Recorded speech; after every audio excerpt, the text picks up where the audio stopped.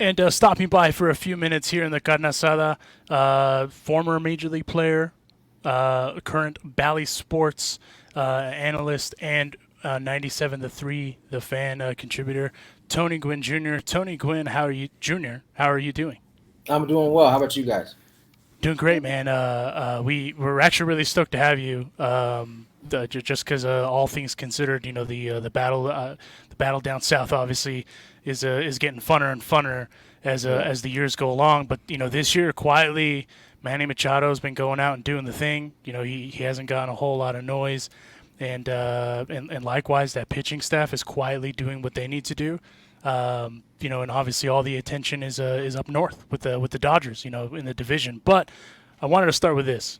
Dave Roberts said that the NL West is by far the best division in all of baseball. Do you agree with that sentiment? I don't know if it's by far. I think the American League East would have a whole lot to say about that from top to bottom.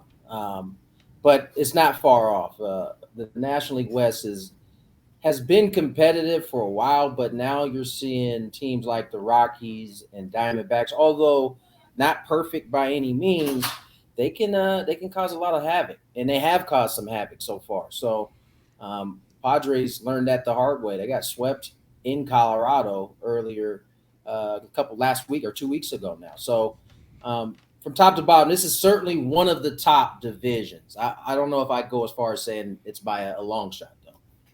That's fair. That's fair. And one thing I wanted to ask you, since you know the division, how hard is it to really play in Colorado? A lot of people say, oh, it's the altitude, it's the humidor, it's this, that, or the other.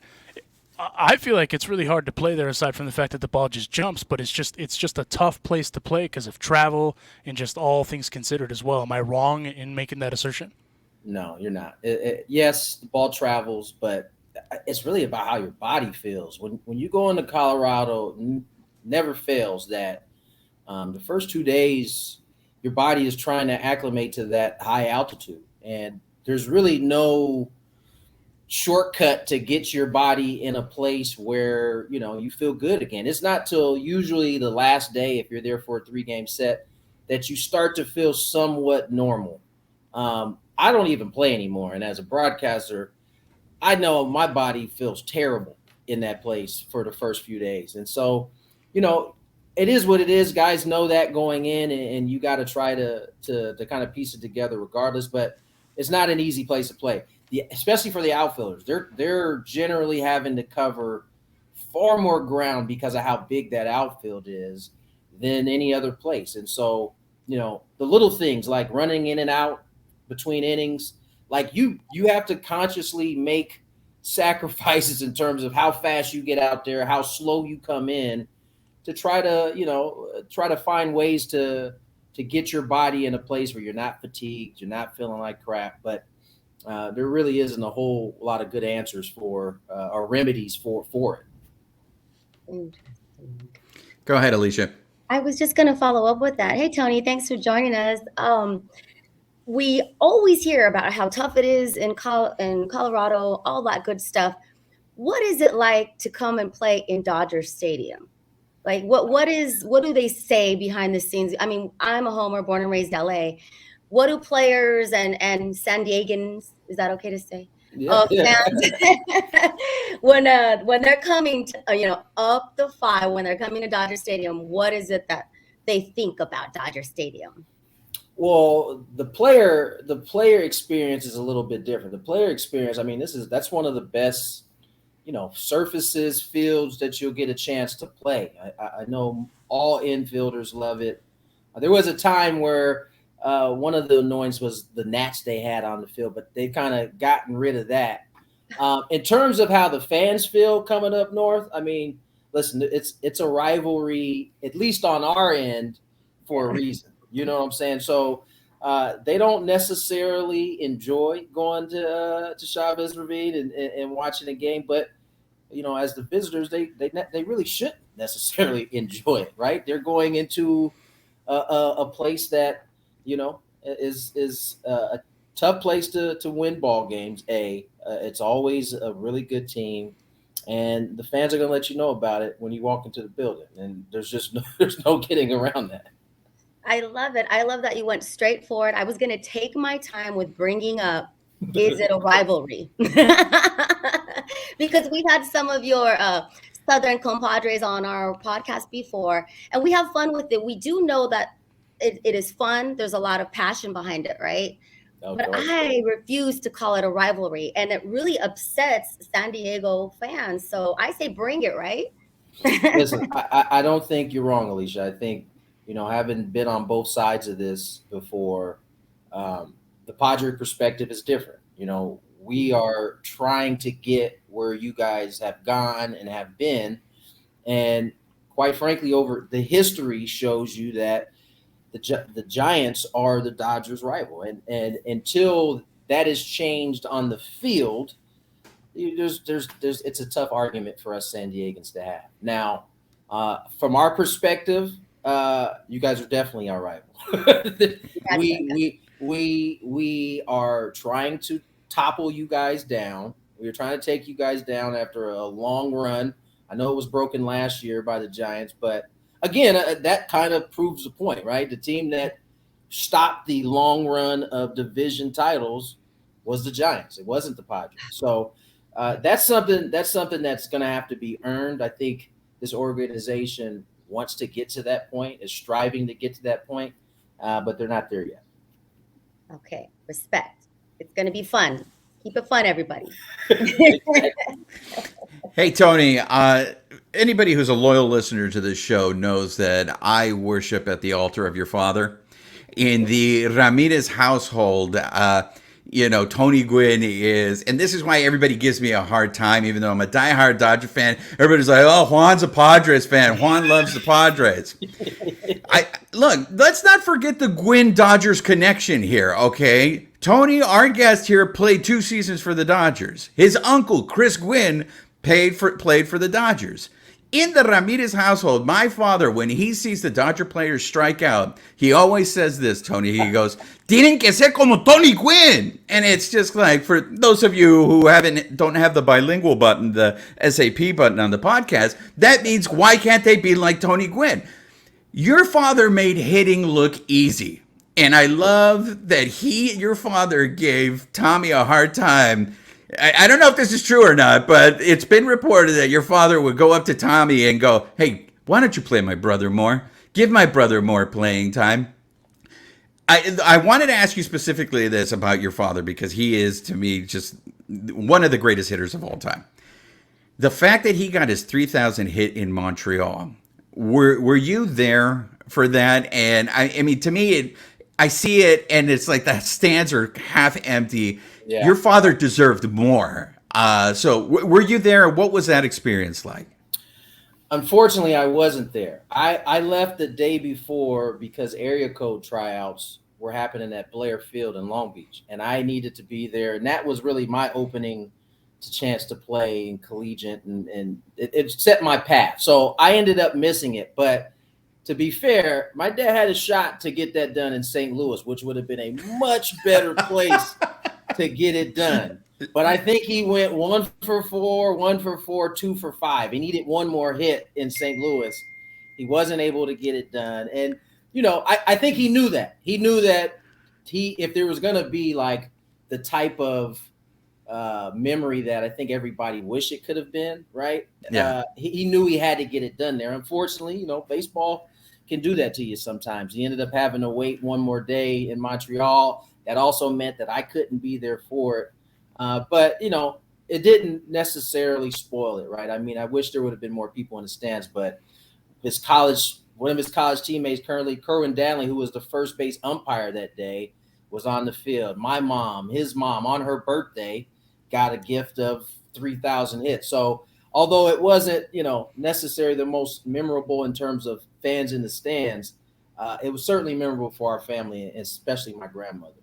So are you like the only person that could give your dad shit about going 1 for 4 in St. Louis and going, "Hey man, how the hell did you not? And how did those tryouts in Playa Larga go?" I mean, I went to the Harvard of Playa Larga, so I know that area very well. It went very well. I mean, it was actually at that tryout that I realized I wasn't going to be playing basketball, that I was going to be playing baseball, because couple weeks later, the letters from colleges started flowing in, and then the light went on like, oh, this is what I should be doing. But to answer your first part of your question, my dad was pretty hard on himself about it, actually. I know he never really talked about it much, but he was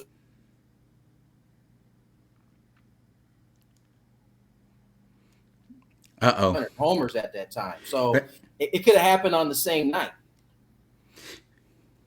All right, so you froze a little bit there, so we missed that. You left me there on the cliffhanger. So could you repeat what your dad said? I was really eager to. I said he was actually pretty hard on himself about it. He was trying to get it done then. He never mentioned it, publicly, but he wanted to get it done in St. Louis. It was also coincided with Mark McGwire going for 500 home runs at the same time. So that would have been an amazing baseball moment to have 3,000 in one dugout, 500 in another dugout on the same night. Oh, wow. So I'm going to throw it back to Alonso, but I just want to say this. I have a Valenzuela throwback jersey. I came this close to buying the 1984 white Tony Gwynn jersey. Mm-hmm. That's how much respect and love I have for your father. May he rest in peace. Tony Gwynn, to me, will always be what a hitter should be. I appreciate that, Juan. Thank you. Alonso, I think you're on mute. My bad. I also was yelling at someone at the door, so that's my bad.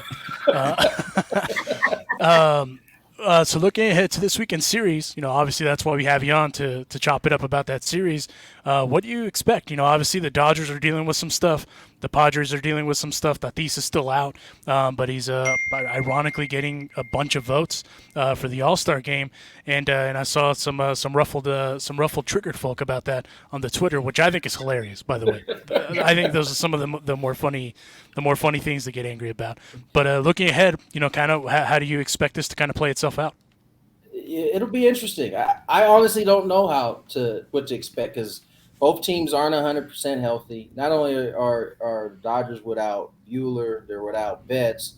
Padres were out Tatis, but right now we're without Manny Machado as well. So it'll be interesting. Certainly, the Padres hang their hat on their pitching, and they still have all those guys healthy. They don't make a lot of mistakes defensively, so you're in every game. So if I had to guess, I would say these are going to be 4 highly contested baseball games. Like not a lot of runs, much like we saw in the first series of last year, where the games were like back and forth. But in this case, it'll be low scoring. I don't think there's going to be a bunch of runs scored. I think the pitching is going to. Because listen, although Buehler's out, you still got Kersh. You got Goslin who's pitching at an all-star caliber. He might be the only guy that ends up keeping Joe Musgrove from starting an all-star game because he's throwing the ball so well. As always, the Dodgers are plenty talented and can cover up holes that a lot of teams can't. But the Padres, I think this year are approaching it differently. I felt like, and this is just my opinion, last year, that first Dodger series felt like it was a playoff series. And I don't know that that's necessarily a good thing early in the season. I think this year the Padres have approached it with a day-by-day approach. Whoever their opponent is, that's what they're locked in on. And I don't expect it to be very much different. A lot of that goes to Bob Melvin and kind of his guidance and his hand on this team. But I expect this to be a highly contested series. At least 3 of the 4 games will be low scoring.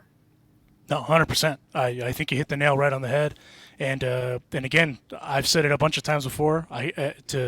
To play off of what Juan said earlier, the people gave me shit about giving the Padres the props they deserve for their pitching, but that pitching's for real, and that's what you need, right? In order to bang with the Dodgers, you got to have the pitching, and that's all that matters.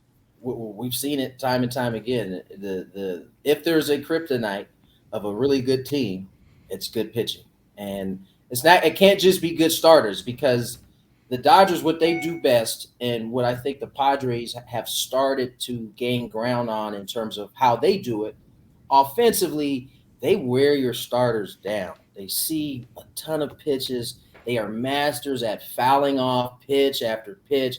Next thing you know, you look up in the 6th and your guy is close to 100 pitches already. And so the differences this year our guys are prepared for that. And when I say our, I mean the Padres are prepared for that. And the bullpen has been really good. Now, they had a little hiccup this last series, but for the most part, they've been outstanding. So it's gonna be a terrific series. It's gonna be I imagine it'll be pretty loud in the building. Consider it's Thursday, Friday, Saturday, Sunday, and that's, as a player, that's what you look forward to. You look forward to being in hostile environments, and Padres have one of the best road records in all of baseball. So this is where they do their best work. Has been on the road this year so far. 100%. Last question, we'll set you loose. Are you a flour or corn tortilla guy when it comes to your tacos? It depends on what's in the taco. If I'm going carnitas, I like corn, but everything else I like flour. Fair. See, go this ahead. is why the Mexicans appreciate the Gwynn family, okay? Now, I was going to give you grief for choosing the oppressor's tortilla. I don't know if you're aware about this, Tony, but the oppressor's tortilla is a thing here, okay? But I liked how you initially addressed that question, depending on what the meat is. Yes. The oppressor's tortilla is acceptable in a quesadilla. But when we're having meats, we have to go with the indigenous people. We have to go with the maíz, Tony. So we appreciate that. You know what? You might have just changed my whole tortilla feel for the rest of my life right now. Hey, we just want to be a positive taco influence here on the Bleedless podcast. You are now a friend of the carne asada, Tony, so you got to be careful how you represent. You can't make us look bad. You're right. I'm going to have to reevaluate my tortilla picks moving forward. But you know what that's called? That's called growth. And Yeah. growth is what matters right there. That's what we're about. Indeed. Well, on that note, huge thanks to Tony Gwynn, Bally sports analyst, and 97.3 The Fan contributor. You're always welcome to stop by, and obviously we'll get both styles ready depending on the type of meat for when you roll through next time. Fair enough. Thank you guys for having me on. Appreciate you, Thank Tony. Tony.